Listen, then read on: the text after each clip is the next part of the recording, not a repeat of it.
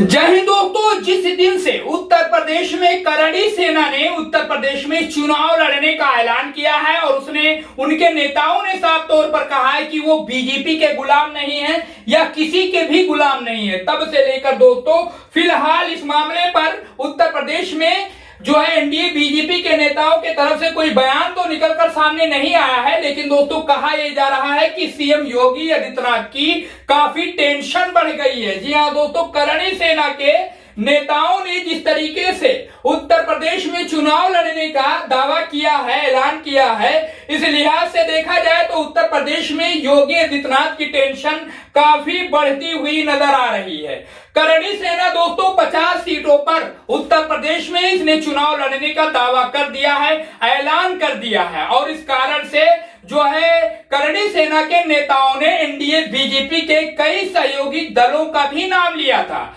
जिसमें उनके जो मुख्य नेता है उनका नाम लेकर कहा था कि जब वो उनको सीटें दे सकते हैं तो हमको तरजीह क्यों नहीं, हम क्यों नहीं। इसलिए दोस्तों इस वक्त उत्तर प्रदेश में हालांकि ये देखा जा रहा है कि करणी सेना के ऐलान के बाद एनडीए बीजेपी के नेताओं के तरफ से उस मामले को लेकर कोई बात नहीं की जा रही है, ना ही उसके बारे में चर्चा की जा रही है, लेकिन कहा यह जा रहा है कि अंदर खाने उत्तर प्रदेश में सीएम योगी आदित्यनाथ की मुश्किलें बढ़ने वाली हैं। उत्तर प्रदेश में एनडीए बीजेपी की मुश्किलें बढ़ने वाली है। करणी सेना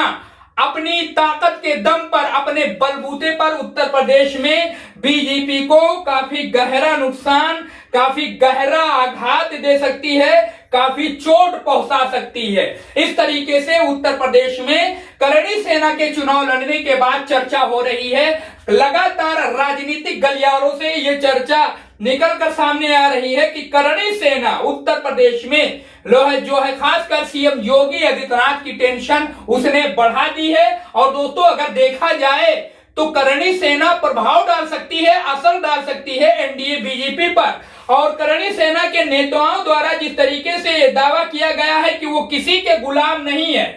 करणी सेना के नेताओं के द्वारा यह दावा किया गया है कि वो किसी के गुलाम नहीं है और ना ही दोस्तों किसी के दबाव में आ सकते हैं। करणी सेना के कार्यकर्ता लगातार अपने नेताओं से यह आग्रह कर रहे हैं कि वो चुनाव लड़े उत्तर प्रदेश में, और करणी सेना ने चुनाव लड़ने का फैसला कर लिया है उत्तर प्रदेश में और एनडीए बीजेपी की मुश्किलें बढ़ा दी हैं। उन्होंने एनडीए बीजेपी के जो सहयोगी दल हैं उनको लेकर भी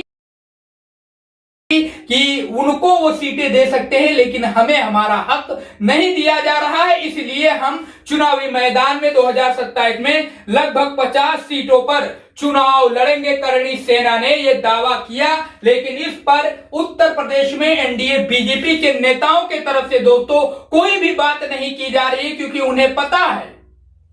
एनडीए बीजेपी के नेताओं को पता है और अच्छी तरीके से पता है कि अगर इनके खिलाफ या इनसे जोड़कर किसी तरीके से बयान दिया गया तो दोस्तों ये काफी नुकसान पहुंचा सकते हैं उत्तर प्रदेश में एनडीए बीजेपी को। इस बात को लेकर एनडीए बीजेपी के सारे लीडर, चाहे वो छोटे लीडर हो या फिर टॉप के लीडर हो, सभी को पता है। इसीलिए दोस्तों जब से करणी सेना के नेता ने चुनाव लड़ने का दावा किया उत्तर प्रदेश में, तब से लेकर एनडीए बीजेपी के तरफ से, ना ही सीएम योगी आदित्यनाथ के तरफ से और ना ही एनडीए बीजेपी के और नेताओं के तरफ से कोई भी बयान निकलकर सामने नहीं आया है। ना ही एनडीए बीजेपी के नेताओं ने यह कहा है कि हम जो है